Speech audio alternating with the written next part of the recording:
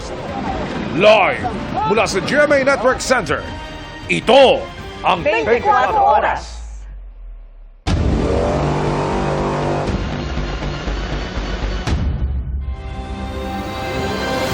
Magandang gabi po, Luzon, Visayas at Mindanao. Malawakan at mapaminsalang baha ay dinulot ng bagyong Tino matapos ang 5 beses nitong paglandfall. Partikular na napuruhan ang Visayas. Sa Cebu, maraming residente ang kinailangang saklolohan sa mga bubong o second floor. Ang ilan, napaiyak na lamang sa takot. Sa isang bahagi ng Talisay City, tinangay ang maraming bahay malapit sa umapaw na ilog.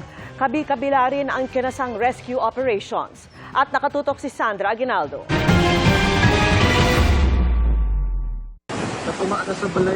Kasunod ng magdamag na ulan, nagising na lang ang mga taga Villa del Rio 1 sa barangay Bakayan, Cebu City na halos kalahati na lang ng kanilang bahay ang makikita. Ang mga sasakyan, tila laruang nagpalutang-lutang sa taas ng baha.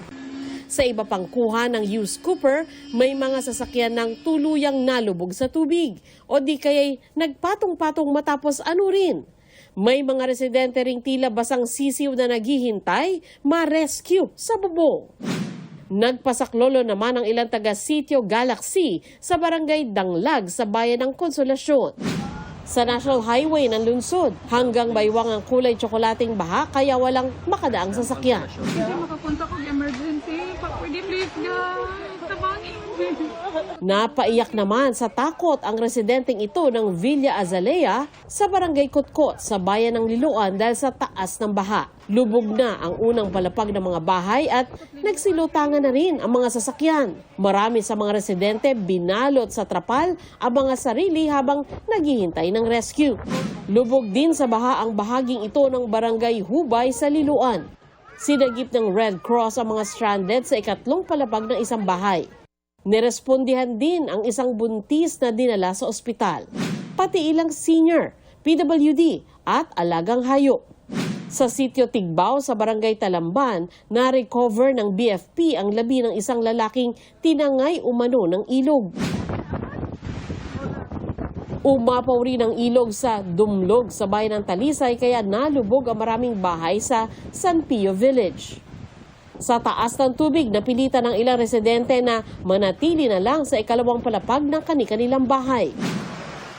May mga residenteng kinailangang saklolohan. Kasunod naman ang pag-apaw ng Mananga River, ganito ang tumambad sa mga opisyal na nag-inspeksyon doon. Mga sirang bahay na di na mapapakinabangan. Nailikas naman ang mga residente bago pa tumama ang bagyo. Calling, Cebu City. Binaharin ang barangay Tabok sa Mandaue City. Sa bahay na ito sa barangay Umapad, maraming gamit ang nasira matapos malubog sa baha. Sa Silago, Southern Leyte, kung saan unang naglandfall ang bagyong Tino, saktong alas 12 ng madaling araw kanina, ganito ang tumambad sa mga residente. Mga nawasak na bahay at nagbagsak ang puno at poste. Nagsagawa na ng clearing operation sa mga otoridad pero inaalam pa ang lawak ng pinsala roon at bilang ng mga apektadong pamilya. Sunod namang naglandfall ang bagyong Tino sa Bourbon, Cebu, pasado alas 5 kanina, bago ito tumama sa Sagay City, Negros Occidental. Sa Barangay Crossing, Magalyon, sa bayan ng Moises Padilla, halos bubong na lang ang nakita sa taas ng baha. Ang ilang residente tuloy nagsiakyata na sa bubong. Pinalubog din ng bagyo ang La Libertad sa Negros Oriental. Ang mga residenteng kailangan lumabas, no choice kundi lumusong sa baha. Naabot na sa... Oh my God, Ginoo ko. Naabot na sa... Sa Gihungan City, halos umapaw na ang dike sa lakas na ragasan ng tubig. Ginoo ko. Oh my gosh. Abot dibdib pa ang baha sa ilang bahagi ng lungsod kaya isa-isang sinagip at inilipat ang mga alagang hayop. Ipasulo sa bintana, kaya luwi ka na itik. Binahari ng kalsadang ito sa Dumaguete City. Wala namang naitalang malaking pinsala sa lalawigan ng Bohol. Pero kinumpirma ng PDRRMO na may nasawing barangay tanod doon matapos tamaan ng bumagsak na puno. Dahil sa bagyo, daang-daang pamilya ang nananatili sa mga evacuation centers sa Aklan. Karamihan sa kanila ay nakatira malapit sa Aklan River at mga bahaing lugar. Nagsagawa na rin doon ng emergency power shutdown. Naramdaman din ang malakas na hangin at ulan sa Legazpi City at Pamplona, Camarines Sur, kung saan halos mag-zero visibility na sa kalsada. Para sa GMA Integrated News, Sandra Aguinaldo, nakatutok, 24 oras. Malaondoy ang mga imaheng tumatak sa atin dulot ng bagyong Tino, kabilang nga ang patong-patong na mga sasakyang inanod ng baha sa Cebu. 10 bahay ang tinangay, pero ang pinakamasaklap ang nawalang buhay. Maki-update tayo sa live na pagtutok ni Alan Domingo ng GMA Regional TV. Alan!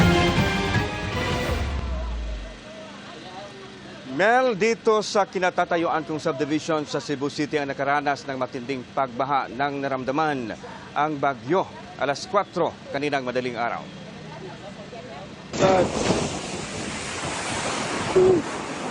Ganito katindi ang baha kaninang madaling araw sa subdivision na ito sa Barangay Bakayan, Cebu City. Sa video nakuha ng isang netizen, maraming kotse nagsipaglatangan dahil sa taas ng tubig. Nang bahagyang humupa ang baha, ito na ang tumambad. Nagkapatong-patong na ang mga sasakyan na tila malalaking laruan. Naabutan ng GMA Regional TV ang isinagawang rescue operation sa mga residente ng naturang subdivision. Inuna ang mga matatanda, may mga karamdaman, mga bata at babae. Gamit ang rescue equipment, isa-isang nirescue ang mga na-stranded na mga residente palabas sa kanilang mga bahay. Pagsuod lagi sa tubig yun, amo to kanang alas diha na gyud napita ang tubig nga ni saka gig maayo kay wa gid sila gabantay. Ayon sa mga residente, alas 4 kaninang madaling araw naramdaman nila ang bagyong Tino. Dahil sa malakas na ulan, umapaw ang sapa na kalapit ng subdivision kaya rumagasa ang baha. Marami sa mga residente ang hindi nakalabas nang umabot hanggang 10 to 12 feet ang level ng baha. Dahil malakas ang current, mas pinili nilang manatili sa ikalawang palapag ng kanilang bahay. Kalit ni inani ng tubig. Wa may magdahom nga moabot ning tubiga inani. Ang mga inanod na sasakyan ay nagpatong-patong na. May ilang napasok sa loob ng basketball court ng nasabing subdivision. Nagbahag sugod ang kusina ug ang CR. Then sunod, paspas lang kayo nga ni sirit kay di na mabili ang portahan. Sabi ng mga residente, hindi nila inakalang mangyayari ito dahil hindi naman sila nakaranas nito noong bagyong Odette. Nag-inspeksyon naman si Cebu City Mayor Nestor Archival sa flood area at kinausap ang mga apektadong residente. Dahil namatay nga ako na ibaw ang duha ka buok. Pero dili pa nato na ma-confirm kay wa mo klaro nga communications. Mayroon nakitang bangkay ng matandang lalaki sa di kalayuan ng Barangay Bakayan sa Sitio Tigbao, Barangay Talamban na inanod ng baha. Nay samba nga tumba ba dito rin siya na pasok. Pero sa ni naitubig? Naitubig sir. Ang baha ba ni lapaw naman sa amuan. Samantala, 10 kabahayan sa Sitio Tigbao ang inanod din ng baha. Ang bahay ni Danilo, flooring na lang ang natira matapos inanod ng rumalagasang baha. Kadlaw na, purti naman kusuga. Wala lang ko kubalik dire.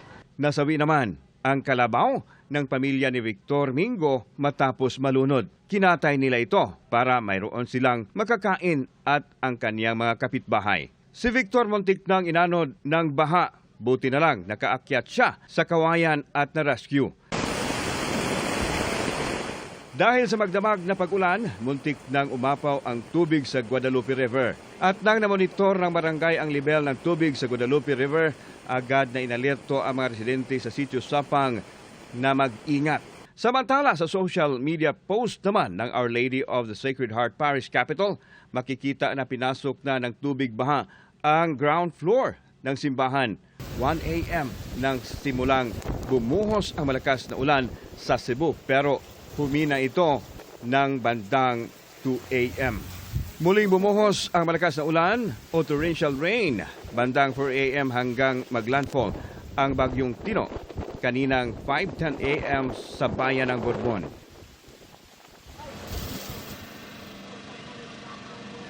Mel, nang humupa ang baha, agad naman sinimulan ang clearing operation sa mga binahang lugar. Samantala, patuloy na ina-assess kung magkano ang danyos na iniwan ng bagyong Tino.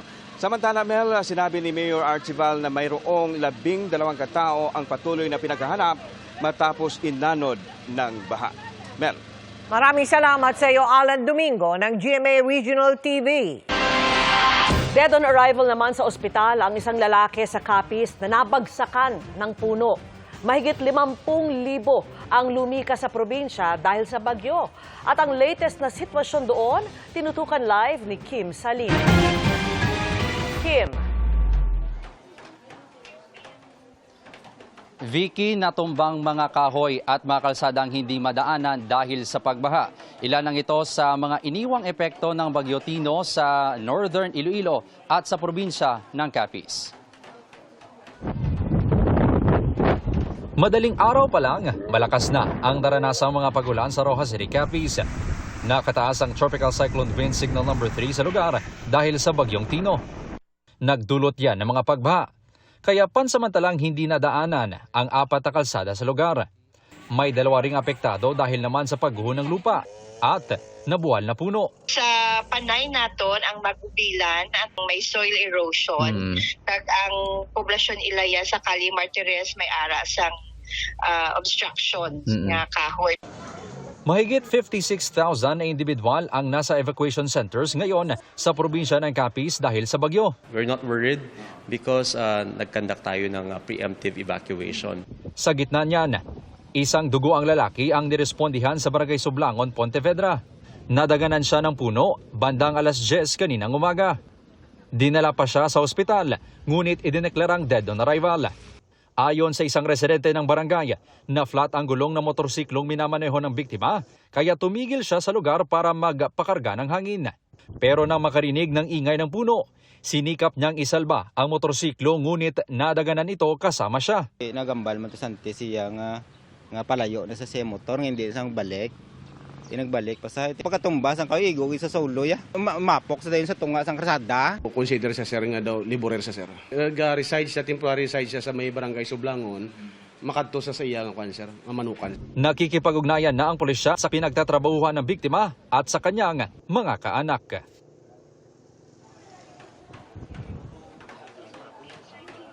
Vicky, kahit dumaan ang bagyo sa Rojas City at marami na ang excited na umuwi, mahigpit pa rin pinaalala ng alkalde na lungsod sa mga residente na ipagpabukas na lang ang pagbabalik sa kanilang mga bahay, lalong-lalo na ang mga may bata, PWD at senior citizens. Vicky? Maraming salamat sa iyo, Kim Salinas. Pinadapa rin ng malakas na hangin ang ilang bahay, puno at poste ng kuryente sa Leyte. Napati din ang supply ng tubig gripo. Mula Tacloban, nakatutok live si Nico Sereno ng GMA Regional TV. Nico. Emil, dito nga sa Eastern Visayas, unang naglandfall ang Bagyong Tino kung saan naramdaman ng mga tao ang matinding ulan at hangin na dala nito. Maaga pa lang, napuno na ang MDRRMC Evacuation Center sa bayan ng Abuyog. Pasado alas 11 ng gabi nang naramdaman ang hagupit ng Typhoon Tino. Dala ang matinding ulan at hangin. Mas lalo pa yang tumindi pasado alauna ng madaling araw.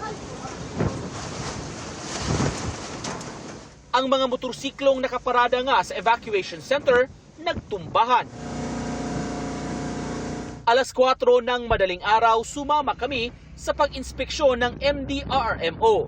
Tumambad sa amin ang mga nagtumbahang poste ng kuryente sa kalsada. Hindi basta-basta makakalusot dahil sa mga kawad ng kuryente. Maraming poste pong natumba. Dulot nga ng nakaraan ng dumaan na bagyo. Pinipilit nating makalusot at iniiwasan natin magputol ng kable ng kuryente para mas mapadali po yung rehabilitation. So pagka ngayon, titingnan natin kung makalusot. Sa ibang barangay, may mga nadaanan kaming mga bahay na nasira ng bagyo, maging mga puno na nabuwal at nagsitumbahan. So far, yung pinaka tatakutan lang namin is yung tubig, which is Kanina medyo umaksyon ng akyat ng tubig galing dagat. Sa Lunsawang side, umabot ng sa may merkado, sa may park, at saka yung Zone 7, nagkatubig din. Pero hindi na umabot sa may barangay hall. Alon at saka yung ulan, at saka nataon din na high tide. Nang mag-umaga, mas nakita ang laki ng pinsala. Ang PNP agad na nag-deploy ng personnel para mag-clearing operation sa kalsada. Kahuman sa panguli na sa mga tao sa evacuation center, so mupokus na punta para makaagi ang supply kung na may mga relief operation, so makaagi na din ang mga kalsada.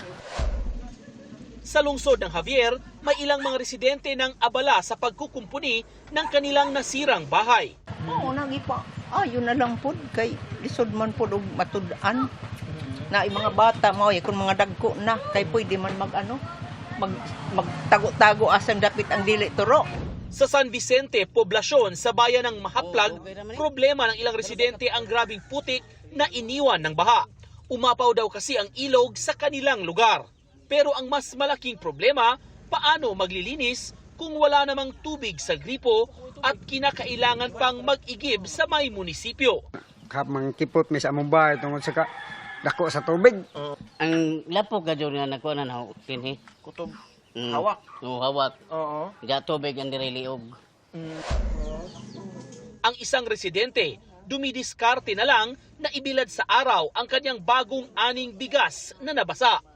Karamihan naman sa mga residente sa kanilang lugar ay pansamantalang nanunuluyan sa kapilya sa lugar na binaharin.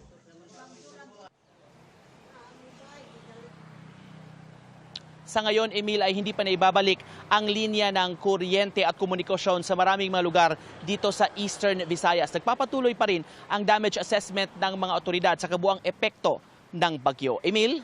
Maraming salamat, Nico Sereno ng GMA Regional TV. At mga kapuso, unti-unti pong tumatambad ang epekto ng Bagyong Tino. Sa pinakauling tala, 19 ang napaulat na nasawi at bine-verify kung dahil sa epekto ng bagyo.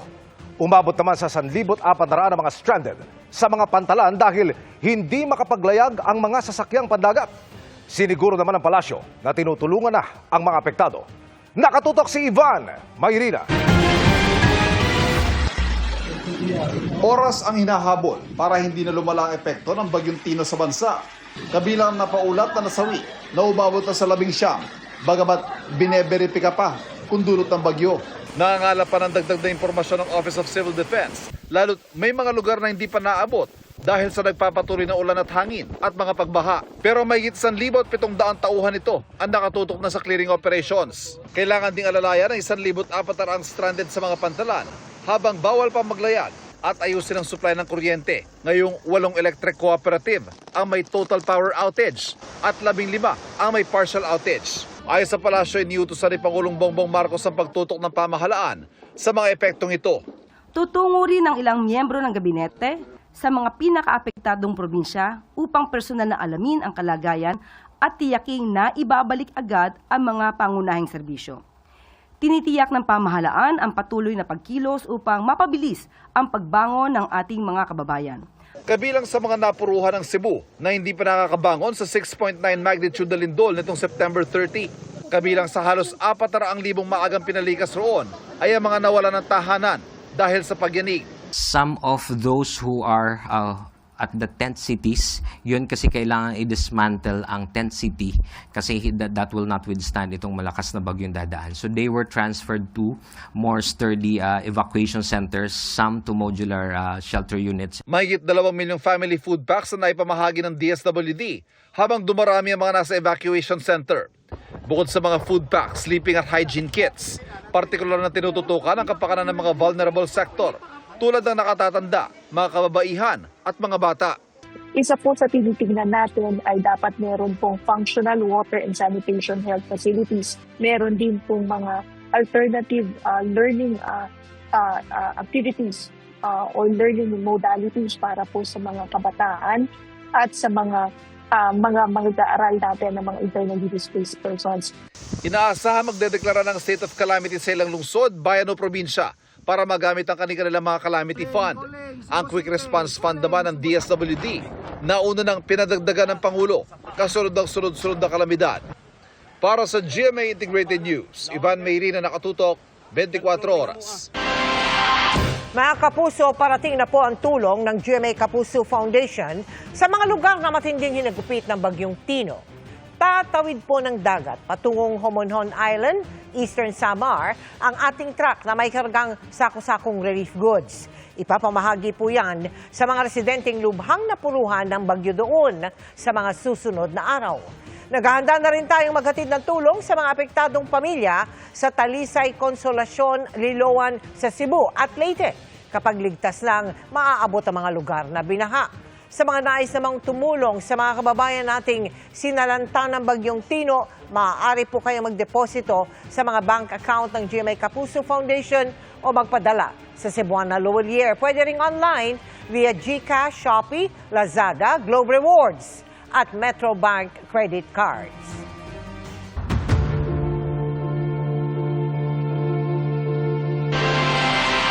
Inasasampahan na ng kasong administratibo sina dating DPWH Secretary Manuel Bonoan at iba pang dawit sa mga ghost flood control project sa Plaridel, Bulacan. Rekomendasyon yan ng Independent Commission for Infrastructure sa Ombudsman. At nakatutok si Joseph Morong.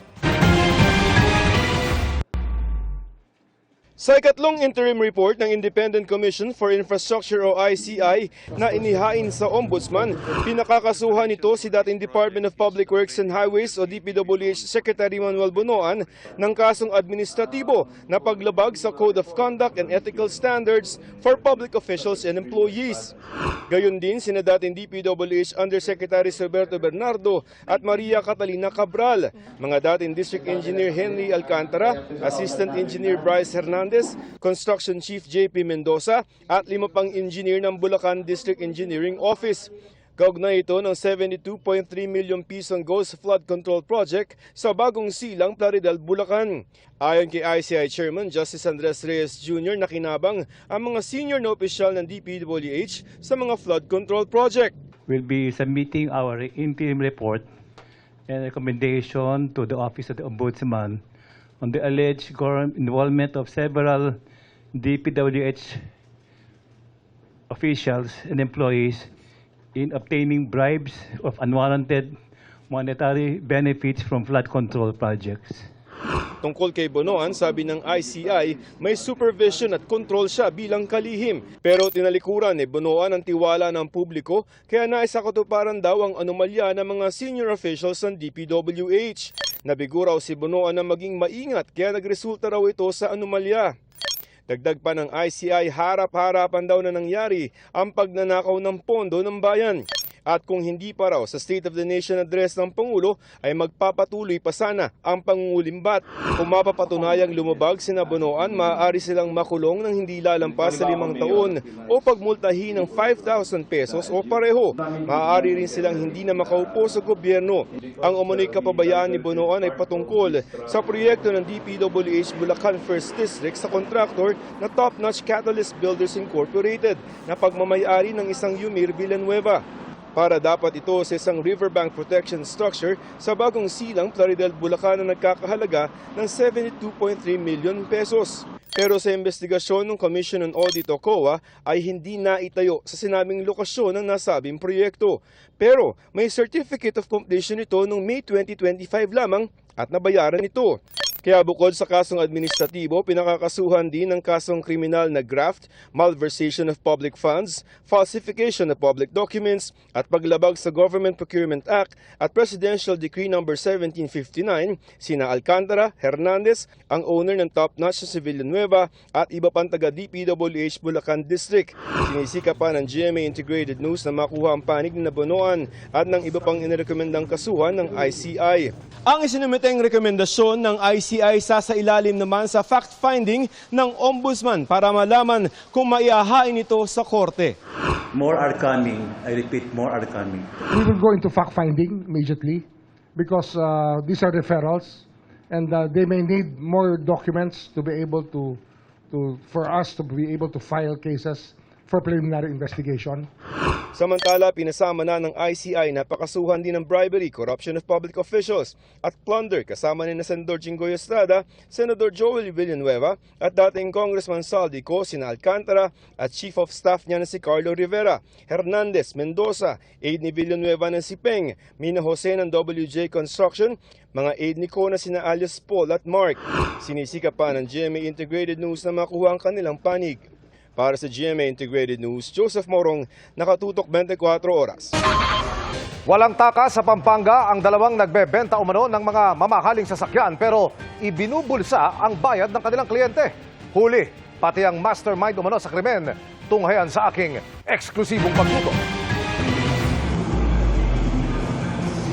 Hinintay muna ng mga pulis na maiabot ng babaeng nakaitim sa mga kausap niyang lalaki ang sobre na may lamang pera. At nang mapasakamay na ng lalaki ang mark money, isinagawa na ang pag-aresto. Pulis kami, sir, ha? Ano po yung trailer? May complaint sa'yo about si ma'am. Sinubukan pa ng lalaki na tumawag sa kanyang cellphone. Mamaya ho. Naku, sir, bakit po? Sa istasyon ko naman magpaliwanagan. Ano po? Ma'am, kayo may problema. Sige na. Go na tayo doon. Go na tayo doon. Tatawagan ko na po yung lawyer ko, sir. Mamaya ho, sir, ha? Okay. Hindi naman po ako yung may problema. Dinakip ng PNP Highway Patrol Group ang dalawang lalaki sa Angeles, Pampanga dahil sa mga reklamong robbery, extortion at paglabag sa new anti-carnapping law. Nagbebenta umano sila ng mga mamahaling sasakyan na ang mode of payment, installment o hulugan. Pero ang ibinabayad umano ng mga kliyente nila sa halip na sa tama mapunta. Nagpapakilala ng mga ahente, pinipeke po nila yung mga papeles at kinukuha po mismo yung mga bayad or monthly dues ng ating po mga kabayan. Ayon sa complainant, hindi niya sukat akalain na ang higit 1 million pesos na naihulog na niya sa SUV na kanyang pinapangarap. Binubulsa lang pala ng mga suspect. Yung akala ko po is bayad. And then, hindi po pala. And then, napunta ako sa ganitong sitwasyon na nakakahiya. Po ako nakatulog. Tapos, feeling ko yung, yun nga pati po yung anak ko nadamay. Siya po kasi nagmamaneho ng huli. Naawa ako. Nagtiwala po ako sa tao na hindi po dapat pagkatiwalaan. Na-recover sa mga suspect ang isang mamahaling pickup truck at kotse na kapwa questionable rin ang mga papeles. Ito pong sakyan po nito ay may mga spurious document at nakitaan din na ito po ay may mga unsettled payments na hindi po baba sa 1.2 million. Sa follow-up operation, nahuli rin ang mga otoridad sa bisa naman ng warrant of arrest sa Calatagan, Batangas. Ang 42 anyos na babaeng ito, ang umano'y utak at amo ng dalawang ahenteng nadakip ng mga pulis sa entrapment operation. Wala pang komento ang mga dinakip. Ito po ay kinukonsider ng PNP HPG na ulo nito pong carnapping group po nito ay sapagkat siya po mismo ang may utak ng lahat kung paano nagkakaroon ng mga frauds, kung paano nakakakuha o nakakanakaw through rentangay. Paalala ng HPG sa mga nagnanais na kumuha ng mga sasakyang hulugan. Dapat po ay sa lehitimong bank financing services or company sila magtungo kung sila po ay nagnanais na kumuha ng mga hulugan sa sasakyan. Meron din po tayong mga dealers or car dealers na nagpapaunlak sa mga ganito pong transaksyon at marapat lamang na doon po lamang sila makipag-ugnayan. At iwasan po sanang sa mga private individual silang magkaroon ng mga transaksyon para maiwasan yung mga ganito pong mga sitwasyon. Para sa GMA Integrated News, Emil Sumangil, nakatutok 24 oras.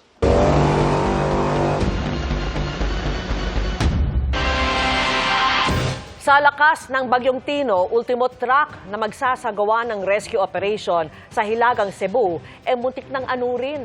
Marami ring binaharoon dahil sa halos magdamagang pag-ulan. Nakatutok si Femari Dumabok ng GMA Regional TV. Pasado alauna pa lang kaninang madaling araw, napatumba na ng Bagyong Tino itong mga punong kahoy sa tabi ng daan sa bayan ng Carmen. Pasado 2:00 ng madaling araw nang lumakas pa ang hangin at ang dalang ulan nito. Walang tigil, kaya napurwisyo ang mahimbing sanang tulog ng mga ipinalikas sa evacuation center sa Barangay Sabang, Danau City. dahil sa pagpasok ng tubig ulan. Mas lumakas pa ang hangin at ulan pasado alas 5 ng madaling araw nang maglandfall na ang bagyo sa bayan ng Bourbon. Mga kapuso, mag-aalas 6 na karong orasa pero hangtod karon mas ni grabe pa kakusog ang hagupit sa Typhoon Pino dinhi sa Danao City, Cebu. Sa lakas ng hangin, nabaklas ang bubong ng isang bahay. Nabuwal din ang mga punong kahoy. Sa kasagsagan ng bagyo, isang may-ari ng bahay ang patuloy na nagkukumpuni ng kanyang nasirang bahay. Pasado alas 8 na ng umaga, humupa ang malakas na hangin at ulan. Tumambad ang tindi ng pinsalang dinulot ng bagyo. Matinding baha rin ang naranasan sa National Highway tulad na lang sa Barangay Poblasyon sa lungsod ng Danao. Dahil lagpas bewang, hindi ito madaanan ng mga papunta at galing sa northernmost Cebu. Nagmistulang sapa itong National Highway ng Barangay Estaca, Compostela. Malakas ang agos ng baha, kaya kahit fire truck na magsasagawa lang sana ng rescue operation ay muntik anuri ng baha. Ligtas naman ang mga sakay. Padong kami mag-rescue mo mga 2 hours ago or 3 hours estimated na kung oras. Pag abot na mo ma'am kay amo na lang ang tanggi priority ang katong subdivision kay daghan kayo tawag daghan kay call. Sa to say ma'am dili gyud kayo sa fire truck ma'am gianod jud mi tungod sa pressure sa tubig. Mga bahay na bahaan at may mga bahay na nasira dahil sa matinding baha. Umapaw umano ang Kutkot River at inilarawan ng matinding tubig baha ang dala. Binaha din ang karamihang bahay at daan sa Barangay Kutkot, Hubay at Tayud Bayan ng Liluan. Marami sa mga establishmento ang nasira rin ng dahil sa baha. Maraming mga sasakyan ang inanod ng baha. Mabuti na lamang at nagpatupad ng forced evacuation ng ilang LGU kahapon. Ang atong objective is zero casualty yun naninguha ta. So gisiguro nato nga makapa-evacuate ta sa atong mga constituents labi nang naa sa coastal barangays. Not only coastal barangays pero apil na pud katong mga naa sa mga landslide prone area. So nakita mo ko nato duha ka buok atong challenges. Natay mga affected pa sa earthquake. Pero sa Hubay, Liluan, may mga residente na inanod umano ng baha at hanggang ngayon ay hinahanap pa. Nakita ninyo sa sapa nga Nakuha nyo sila yun. Kasi naanod, pagtabok mga ito, nakuha sa inahan, nabuhian, ang duka buhok. so nakita ninyo ang mga lawas. Ya kusog ang sod. Nagkaksanay itong mga bata, God. Nya ang tigulang. Ang katong tigol ang isa, nawahi niya. Ang kuhan sa among kauban naman dito, dili ko sa kabaw mo langoy. Para sa GMA Regional TV at GMA Integrated News, ako si Femery Dumabok. Nakatutok 24 oras. Mga kapuso, 2 bagyo na ang binabantayan sa loob at labas ng Philippine Area of Responsibility. Ang latest kaugnay niyan, yakatid ni Amor La Rosa ng GMA Integrated News Weather Center. Amor! Salamat, Emil. Mga kapuso, hindi pa man nakakaalis ang Bagyong Tino. May nagbabadya na namang bagong bagyo. Pero bago yan, sa Bagyong Tino muna tayo na 5 beses tumama sa lupa ngayong araw po ng Martes. Diyan yan sa Silagos, Southern Leyte, Bourbon, Cebu, Sagay City, Negros Occidental, San Lorenzo, Guimaras, at pati na rin sa Iloilo City. Huling namataan ang sentro ng Bagyong Tino sa vicinity ng Patnongon, Antique. Taglay po nito ang lakas ng hangin nga abot sa 130 kilometers per hour at yung bugso naman nasa 180 kilometers per hour. Kumikilos po yan pahilagang kanluran sa bilis na 15 kilometers per hour. Sunod po nitong tutumbukin ang Northern Palawan at bukas ng umaga ay posibleng nandito na sa may West Philippine Sea at maaari pong nasa labas naman na ng Philippine Area of Responsibility bukas ng gabi o di kaya naman ay sa Huwebes ng madaling araw. Sa ngayon po dahil pa rin sa Bagyong Tino, nakataas ang signal number 4 dyan sa Calamian Islands, Cuyo Islands, central and southern portions ng Antique, central and southern portions ng Iloilo at pati na rin sa Guimaras. Yung signal number 3 nakataas naman dito sa northernmost portion ng mainland Palawan, pati na rin sa rest of Antique, Caluya Islands, kasama rin po ang Aklan at Capiz, natitirang bahagi ng Iloilo, northern and central portions ng Negros Occidental, at pati na rin ang northern portion ng Negros Oriental. Yung signal number 2 nakataas naman sa southwestern portion ng Masbate, ganun din sa southern portion ng Oriental at ng Occidental Mindoro, pati na rin sa southern portion ng Romblon, northern portion ng Palawan, kasama rin po dyan ang Cagayan-Silio Islands. Kasama rin sa nasa ilalim ng signal number 2 ang Cebu, Bantayan Islands, central portion ng Negros Oriental at pati na rin ang natitirang bahagi ng Negros Occidental. Samantala mga kapuso, yung signal number 1 nakataas po yan sa southern portion ng Quezon, ganun din sa southern portion ng Marinduque, natitirang bahagi ng Oriental Mindoro, natitirang bahagi ng Occidental Mindoro, kasama po dyan itong Lubang Islands, pati na rin sa natitirang bahagi ng Romblon, natitirang bahagi ng Masbate kasama ang Burias at Icao Islands, at pati na rin dito sa may central portion ng Palawan. Signal number 1 din sa Biliran, northwestern portion ng Leyte, Camotes Islands, northern at western portions ng Bohol, Siquijor, at ganun din sa natitirang bahagi ng Negros Oriental. Samantalang may banta pa rin ang storm surge sa ilang bahagi po ng Palawan, Mindoro provinces at ganun din dito sa Western Visayas and Negros Island. At eto nga po, naging bagyo na yung low pressure area sa labas ng Philippine Area of Responsibility. Huli po yung namataan, 1,910 kilometers silangan ng northeastern Mindanao. Ito po ang pagkilos niyan ay pa-west-southwest sa bilis na 25 kilometers per hour. Ayon po sa Pag-asa, posibleng pumasok po yan dito sa Philippine Area of Responsibility Biyernes o di kaya naman po ay sa Sabado at bibigyan ng local name na Uwan. Sa latest track po na inilabas ng Pag-asa, posibleng tumbukin po nitong bagong bagyo itong Luzon, pero depende pa naman po yan at habang lumalapit ay pwede pang lumakas at umabot hanggang typhoon or super typhoon category. Pwede pa pong magbago yan kaya tutok lang po kayo sa updates.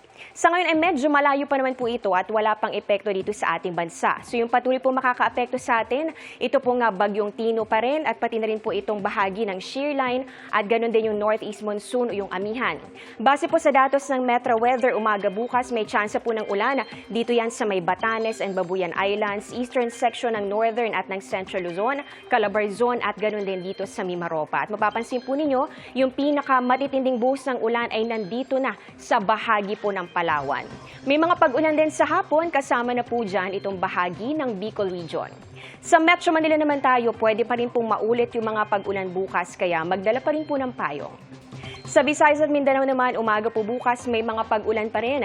Dito yan sa Western Visayas, Negros Island Region at Zamboanga Peninsula. At sa hapon naman mga kapuso, may mga pag-ulan din pero hindi nakasingtindi nung kasagsagan po ng pagdaan ng Bagyong Tino sa Visayas. Pero syempre maging alerto pa rin.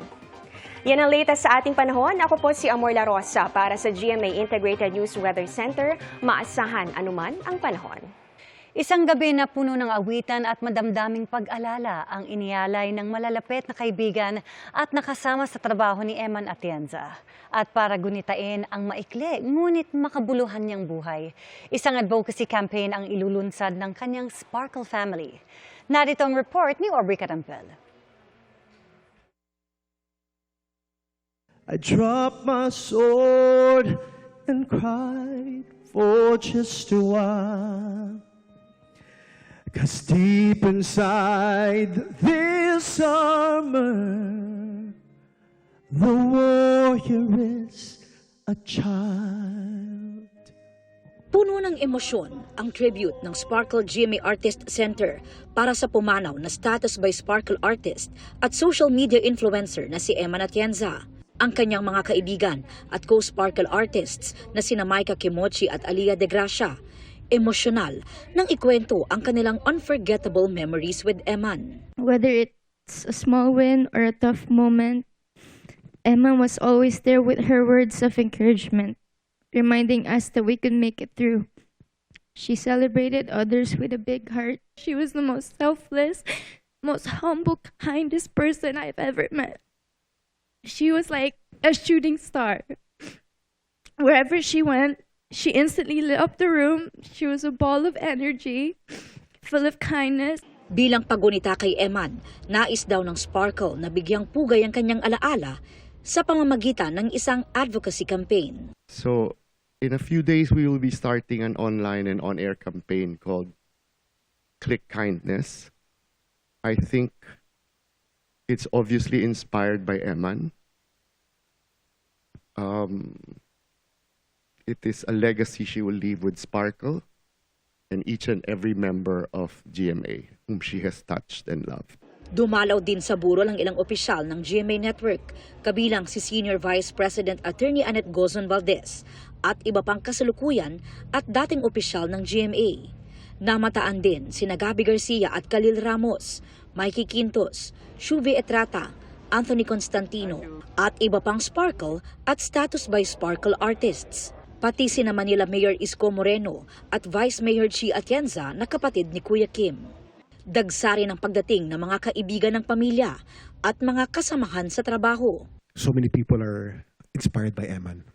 It amazes me that I get so many messages, not only from the Philippines, but from all over the world. People whose lives Eman has touched. And the message is simple. Be a little kinder every day. My Eman will stay alive if I'm a little kinder every day. So thank you very much for being here. Maraming salamat. Ang pamilya po namin ay nagpapasalamat sa inyong lahat sa pagmamahal ninyo kay Eman. Thank you po. Para sa GMA Integrated News, Aubrey Carampel, nakatutok 24 oras.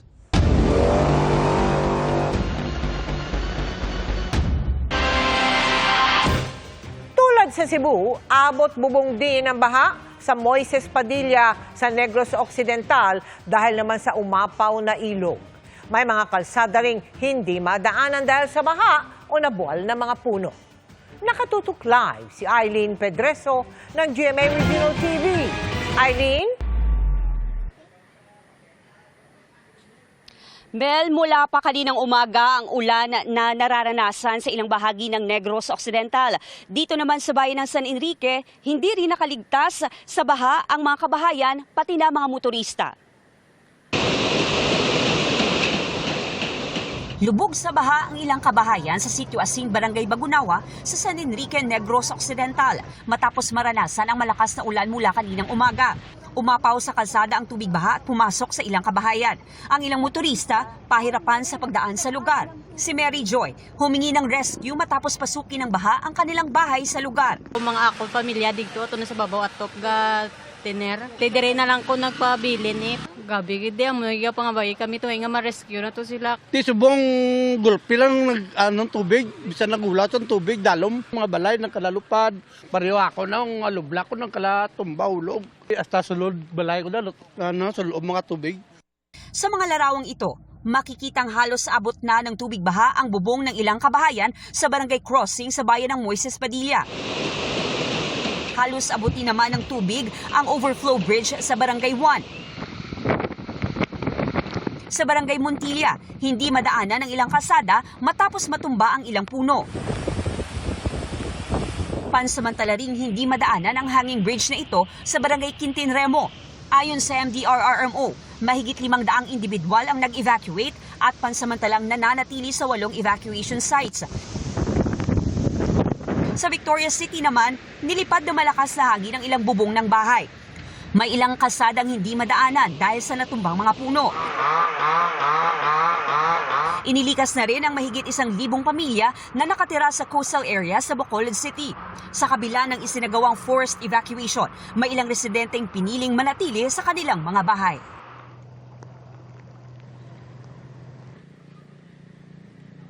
Patuloy naman na inaabisuhan ng Negros Occidental PDRRMO ang mga residenteng nakatira sa coastal at low or flood-prone areas na mag-evacuate na bago pa man tumaas ang baha. Pinalalahanan rin ang mga ito na magdala ng emergency kits sakaling mawala ng kuryente dahil sa malakas na hangin.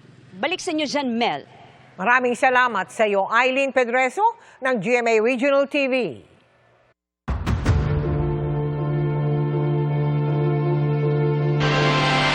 Bubuo ng task force ang ombudsman na tututok lang sa papel ni Senador Mark Villar sa mga anomalya sa flood control projects noong DPWH Secretary pa siya.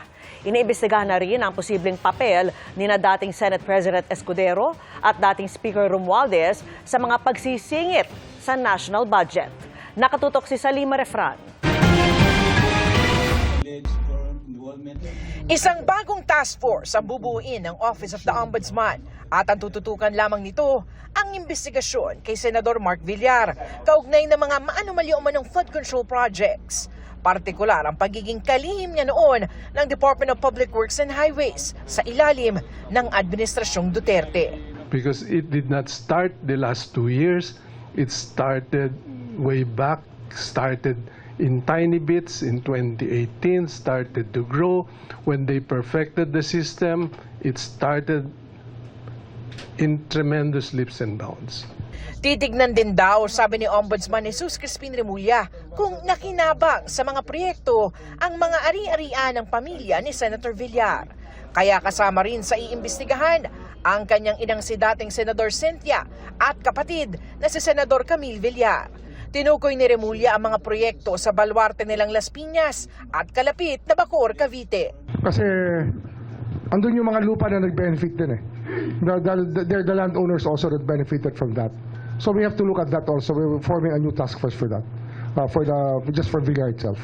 Yung Zapote River Drive, together with the Bacoor properties that were boundaries on the rivers, no? Dinaanan ng river. There were improvements made in that area. That's one thing that has to be looked at. Ano yun eh? Pag tigaroon ka, pag dumaan ka ron, alam mo kanilang lupa yun. Nakita mo yung river wall. Tarong mo, sino ba gumastos? Gobyerno o sila? Ganun kasimple yun. We're not limiting our investigation to the misuse of funds, but those who benefited from this illegal use of funds. Patuloy namin kinukuha ang panig ng mga Villar. Ang sabi rin ni Remulla, kailangang may managot na leader ng Kongreso sa pagkakapasa ng national budget na napakaraming insertions. Ang iniimbestigahan niya, sina dating Senate President Chis Escudero at si dating Speaker Martin Romualdez. Kung hindi man daw kriminal, kapabayaan ang nangyari. Pero hindi pwedeng walang sisihin sa kanilang dalawa. All the narrations from the beginning of the Senate trials that led to these revelations, all of them will be used in putting up the theory of gross excusable negligence. They were able to come up with that budget which included insertions, which included diversions of money from what was supposed to be to what became. So that is, if it's not criminal, then it must be negligence. It must be one of them. It cannot be completely, nobody can be completely blameless for that. Si Escudero, idinawit ni dating Public Works Undersecretary Roberto Bernardo. We have statements leading of a money trail leading to him, narrations of fact that are there already. But of course, we want to buttress it with other evidence, which we're looking to right now. Si Romualdez dapat managot, sabi ni Remulla, dahil siya ang pumili kay dating Representative Zaldico, ang tinuturong pasimuno ng mga budget insertions bilang chairman noon ng House Appropriations Committee. If fingers do not point to the speaker, former speaker, as the leader of the House, he was responsible for the appointment of Zaldico. Everybody knows that it was the speaker's choice. That's why we have to hold him accountable for that. Hinihinga namin ang panig sina Escudero at Romualdez. Para sa GMA Integrated News, Sanima Rafran, nakatutok, 24 oras. Dahil sa pananlasa ng Bagyong Tino, kanselado ang ilang biyahe sa Pantalan at Paliparan. Marami tuloy ang stranded sa PITX at NAIA. Nakatutok live si Mariz Umali. Mariz? Mel, panandali ang abala pero ang kapalit naman ay kaligtasan. Kaya nga gaya ng sinabi mo, marami ang mga stranded dahil sa mga nakanselang flight dito sa NAIA at pati na rin sa PITX kanina. Hindi na bumiyahe ang 19 na bus mula rito sa Parañaque Integrated Terminal Exchange o PITX na papunta sana sa mga Pantalan at sasampa sa mga Roro. Bawal pa rin naman kasi ang paglalayag sa mga lugar kung saan nagtaas ng storm signal simula pa kahapon. Going to Mindoro, Eastern Samar, Eastern Visayas, and syempre Masbate po. No? Right now po, naghihintay rin din tayo ng abiso naman coming from Philippine Ports Authority para po kung if na-lift na po yung ban ng travel ng sea, doon po tayo magkakaroon ng resumption of trips. Tinext na ang mga pasaherong may advance booking kaugnay niyan. Pero dahil nag-walk-in si Roland at Avi, sa PITX na nila na lamang wala silang masasakyang papuntang Batangas. Dagdag pagod po since estudyante po, midterm season po. So marami pong gawain din. Per wish at the same time for safety, naintindihan naman po namin yung pag-cancel. Sana po ma'am, yung advisory po nila mas maaga at the same time po widespread. Nag-follow up po kami doon sa booth ticket po, tapos ang sabi po nila sa amin is nag-cancel daw po yung operation. Kung wala nang mauuwian, pwedeng maghintay sa terminal kung saan may mga commercial spaces at capsule dormitories na pwedeng tuluyan ng may bayad. Sa NAIA naman pila ang mga nagpaparebook dahil sa mga nakanselang flight na karamihan ay pa-Visayas. Maghapong naghahanap ang mga pasahero ng malilipatang flight, gaya ni Roberto na galing pang Dubai at may connecting flight sana pa Bacolod. Nanghihinayang siya lalo't may 10 araw lang siya roon para makapiling ang inang may sakit, pero nabawasan pa. Depende sa panahon kasi, hindi naman namin maiwasan yun. Di rin inaasahan ng dalawang Swedish na maaantala ang flight nila pa El Nido. Nice weather, nice beach, good food, a lot of happy people. That's life. Everything can happen. I think it's good because I never been on an island with a typhoon, so I don't know exactly what it is. Bukas na lang din tutuloy ang anak ni Suzette na si Jonel Pacapiz. Birthday niya sa 7, so gusto niya umuwi talaga sa 7, doon na siya. Abala, malaki pero okay lang. For safety ba? Baha, malakas ang hangin. 80 domestic flight ng Cebu Pacific ang nakansela. Gayun din ang 130 domestic flight ng Philippine Airlines at 70 domestic flight ng AirAsia. Mel, sa mga pasahero naman nalilipad mula rito sa NAIA at babiyahe mula sa PITX, pinapayuhan po kayo na mag-check ng mga schedule sa mga social media pages ng mga airline, mga bus line at ng PITX. At humihingi naman ng karagdagang pampasensya ang mga pamunuan ng airline at bus company dahil para rin naman daw sa kaligtasan ng lahat ang mga kanselasyong ito. At yan ang pinakasariwang balita mula pa rin dito sa NAIA. Balik sa iyo, Mel. Maraming salamat sa iyo, Mari Zumali. Sinalanta rin ng bagyo ang Iloilo. Bukod sa mga pinsala sa ari-arian, ilang residente ang kinailangang i-rescue. Mula po sa Iloilo City, nakatutok live si John Sala. John. Vicky, nararamdaman pa rin ang pabugso-bugsong hangin at ulan sa probinsya ng Iloilo, dala ng bagyong Tino. Sa lakas ng hangin kasabay ng ulan, nabuwal ang ilang puno sa ilang bayan sa Northern Iloilo. Tinamaan ang isang linya ng kuryente sa Barangay de Vera sa bayan ng Sara, kaya pansamantalang nag-brownout. Aral lang ang tubigan din nila, na wadaan kuryente, kaya ang kuryente na nga naangot araw-araw. Dahil din sa bumagsak na puno, kaya hindi madaanan ng isang kalsada sa Barangay Poblasyon sa bayan ng Ahoy. Gilaksa may gidigay na mga itirte guro. Nagtuon sang traffic di ka gina. Tapos kimbuligan namon sa iya ka DRR kagamon mga tanod. Maging sa plaza ng Dumangas, ilang sasakyan pang nahulugan ng sanga ng kahoy. Nagkalat din ang mga ito sa gitna ng kalsada. Sa coastal areas, nilipad pa ng hangin ang bubong ng ilang bahay. Kabilang sa mga apektado, ang tirahan ni Mang Jobert. Pasaing, guba na bilog balay, guba. Naglupad yun mo, no? Si Tatay Ruben, nagmagandang loob namang tumulong sa pagkuha ng mga nakakalat na bubong sa kalsada dahil delikado sa mga motorista. Nakakapanipon ko ang sin kay hadlo ko ba si maluparan lang motoraw. Na-delay ang rescue operations ng Dumangas MDRRMO dahil delikado raw ang sitwasyon. Hindi na kita kapagwa sang aton nga mga rescue teams kay tungod delikado man sa aton nga mga team nga maglakat nga sa kasagsagan sang bagyo kag ang aton man salakyan kay may posibilidad nga madisgrasya. Pansamantala munang kinansila ang biyahe ng Roro vessel sa Dumangas Port dahil sa masamang panahon. Nasa 100 truck ang stranded sa highway papasok sa Pantalan. No choice talaga at kailangan maghintay bago makatawid at delikado at ayaw din magpatawid ng Coast Guard. Para safety man kami. May isang sasakyang pandagat naman malapit sa port na pinasok ng tubig dagat. Vicky, kahit na bagyang humina na ang epekto ng bagyong Tino sa Western Visayas, ay inabisuhan pa rin ng pag-asa ang publiko na huwag maging kampante at patuloy na maging mapagmatsyag sa lagay ng panahon. Vicky? Maraming salamat sa iyo, John Sala ng GMA Regional TV. Mga kapuso, Suspendido pa rin ang pasok sa ilang lugar sa bansa dahil sa epekto ng Bagyong Tino.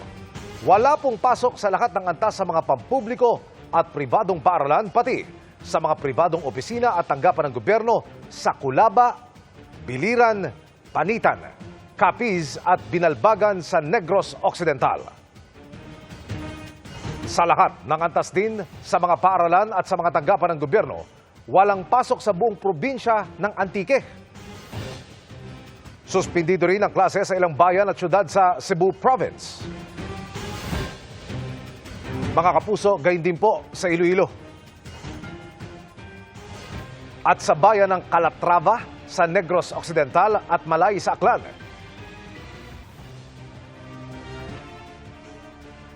Ang ilang bayan naman sa Cebu Province, face-to-face classes ang sinuspinde. Pati sa Oton sa Iloilo. Dinakip sa Alvarez sa Cavite ang dalawang itinutulong ng aabuso ng mga minor de edad habang kinukunan ng video. Nakatutok si Marisol Abdurrahman. For violation ng Naabutan pa ng mga otoridad ang isa sa dalawang suspect na nanunood ng malaswang palabas sa bahay nila sa Alvarez, Cavite nitong linggo. Pinasok ang nasabing bahay ng Women and Children Protection Center o WCPC at inaresto sa bisa ng search warrant ang mga suspect dahil sa ginagawa umano nilang sexual abuse sa mga bata. During the conduct ng on-site forensic examination, nakita ng mga forensic examiner natin na may mga laman, positive siya sa mga sisain. Dito nakita ang mga litrato at video ng pang-aabuso sa mga minor. The mere creation and the mere possession and production doon sa mga sisaim na to constitute already violation sa Republic Act 1193, sir. He sexually exploited yung bata while yung isang kasama niya is binivideohan sila. Sabi ng mga otoridad, binivideo rin umano ng suspects ang pakikipagtalik ng kasama niya sa mga biktimang minor de edad. Lahat ng mga videos, photos na kinukunan nila is inilalagay na nila sa isang Google Drive. Hindi man nila na live stream but possible that they can sell it.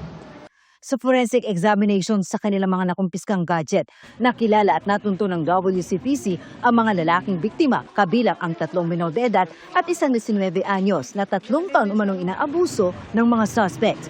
Nirescue sila sa kanilang mga bahay. Hindi po alam ng mga magulang nila. Actually, parang nagulat sila at ngayon lang nila na-discover na yung mga anak nila were exploited na pala. Sa tingin ng WCPC, may iba pang nabiktima ang mga suspects na mula taong 2021 pa raw ng aabuso. Sinampahan sila ng mga reklamong paglabag sa Anti-Online Sexual Abuse and Exploitation of Children at Anti-Child Sexual Abuse or Exploitation Materials Act at iba pa. Sinusubukan pa namin kunin ang panig ng mga suspect. Para sa GMA Integrated News, Marisol Abdurrahman, nakatuto 24 oras. Nagbabala ang mga eksperto sa posibleng pagdami ng cyber attacks at cybercrime dahil bukas ay Global Day of Protest for Hackers. Inatasan na ng Malacanang ang DICT para maghanda at nakatutok si Rafi Tima. Araw-araw may nangyayaring mga online cyber attacks pero babala ng mga cybercrime experts bukas, November 5, posibleng dumami ito. Ang palasyo ng Malacanang ipinag-utos na raw sa DICT na maghanda para rito. The President directed DICT and all cyber teams in government to be vigilant and prepare for the November 5 possible DDoS attacks. DICT has activated Oplan Cyber Dome to ensure that all digital services of the government as well as privately operated critical information infrastructure such as banks, telcos, hospitals, etc. are also protected and ready to respond to any DDoS attacks.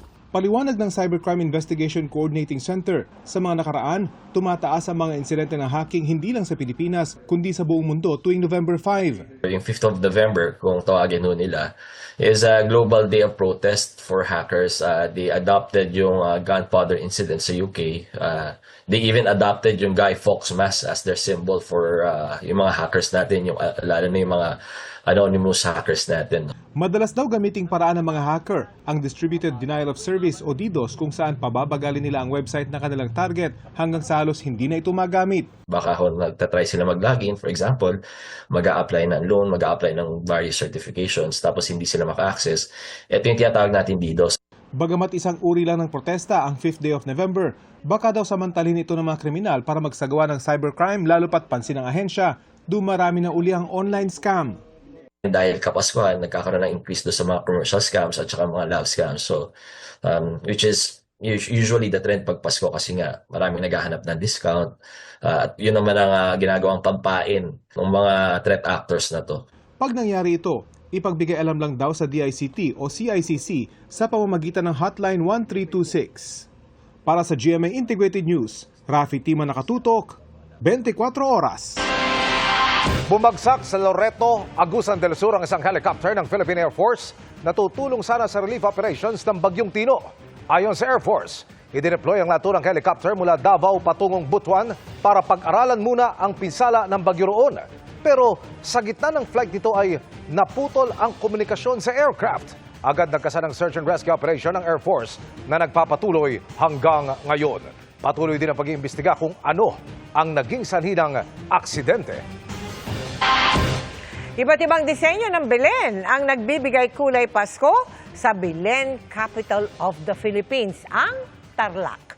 Lahat naman ito ay iisa lamang ang mensahe na nagbibigay kahalagahan sa pagkapanganak kay Kristo sa Sabsaban. Mula sa Bamban, Tarlac, nakatutok live si Mark Salazar. Mark? Alam ko, Mel, malamlam ngayon sa maraming lugar dahil sa Bagyong Tino. Pero siguro itong Belenismo sa Tarlac ay paalala sa ating lahat na ano man ang ating hinaharap. Darating at darating ang Pasko At pagdating ng Pasko, naway magdala ito ng pag-asa, lalo na doon sa mga sinusubok ngayon. 52 Belen o nativity scene ang magpapaningning sa lalawigan ng Tarlac. Totoo sa kanyang taguri bilang Belen capital of the Philippines. Bawat isang Belen binuo ng may magkakaibang creative executions.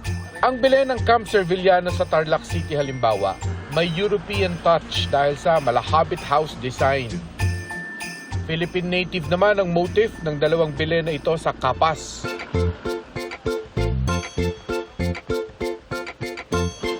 Iba't ibang interpretasyon sa nativity scene pero iisa lang ang mensahe.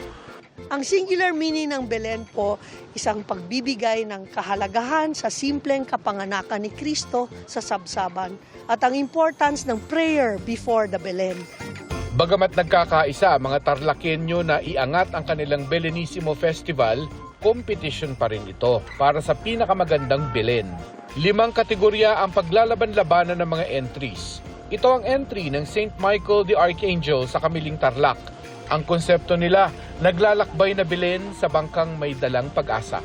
Kapag nanalo ulit, Hall of Famer na sila sa church category. We thought of this concept kasi iniisip namin dito sa Pilipinas, controversial ngayon ang corruption sa flood control. So one of the symbols by which we can overcome any flooding is through boats. Ito naman ang entry ng Bamban sa Grand Municipal Category. At ang engranding Belen ng Our Lady of Guadalupe sa Dapdap Bamban na unang isinalang sa pagkilatis ng mga judge.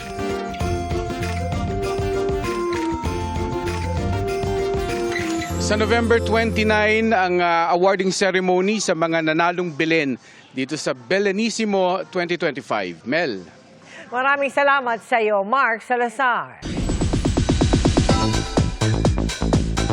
May babalang wiwindang sa mga sangre pati na sa Encantadix. Dahil bukod kay Metena, nagbabalik ang mga ultimate villains sa Encantadia, ang magkapatid na Hagorn at Agane. Ang behind the scenes, ibinahagi ng mga gumaganap na sina John Arcilla at Rochelle Pangalinan. Silipin sa chika ni Athena Imperial.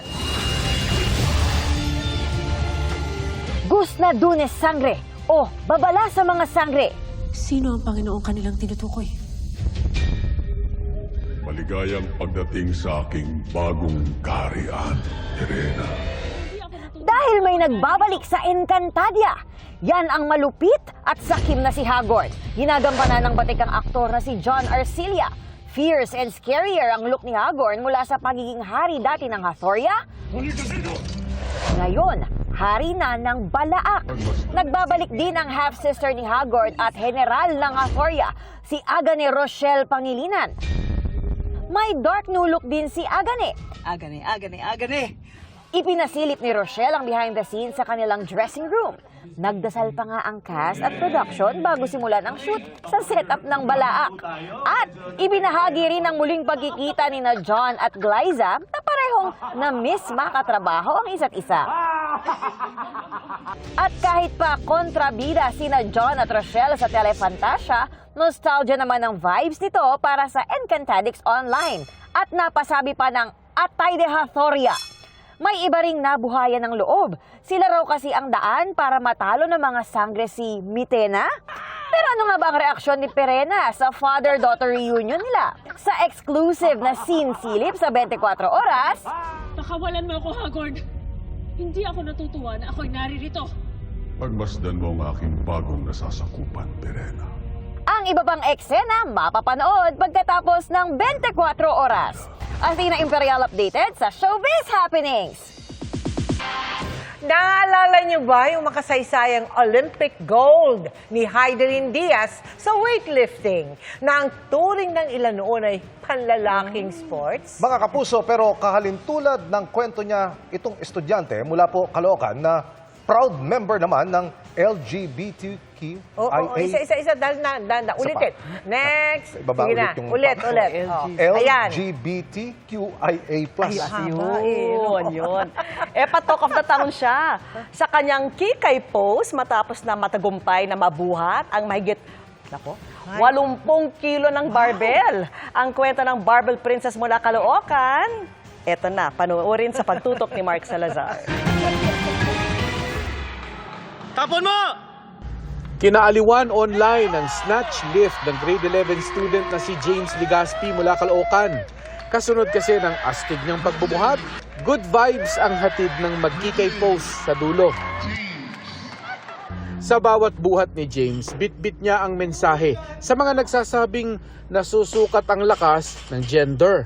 Kahit bakla po ako, I can do weightlifting na I can excel in a hyper-masculine sport.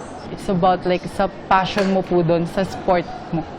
Ang weightlifting journey ni James nagsimula nung nakaraang taon nang sumali siya sa CrossFit training program sa kagustuhan lang na magpapayat.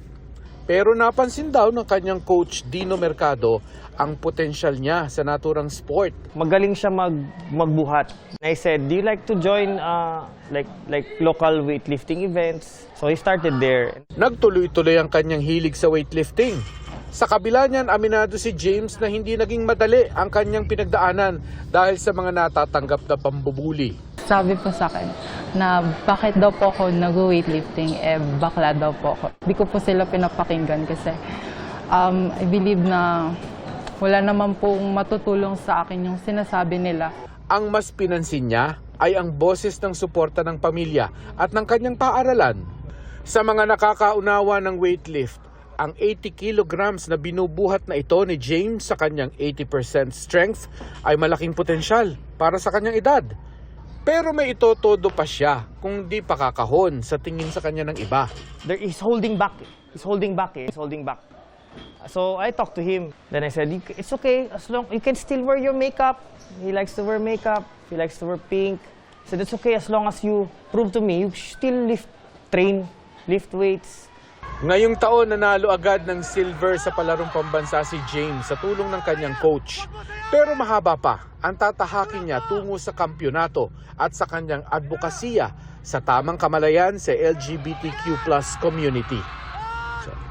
We should break the stereotype na ang mga parte po ng LGBTQIA community is mahina. Dapat i-uplift po natin yung isa't isa. Dapat we are equal regardless of our gender. We are equal. Para sa GMA Integrated News, Mark Salazar, nakatutok 24 oras. At Yan ang mga balita ngayong Martes, mga kapuso. 51 araw na lang, Pasko na. Ako po si Mel Tiangco. Ako naman po si Vicky Morales para sa mas malaking misyon. Para sa mas malawak na paglilingkod sa bayan, ako po si Emil Sumangil. Mula sa GMA Integrated News, ang News Authority ng Pilipino.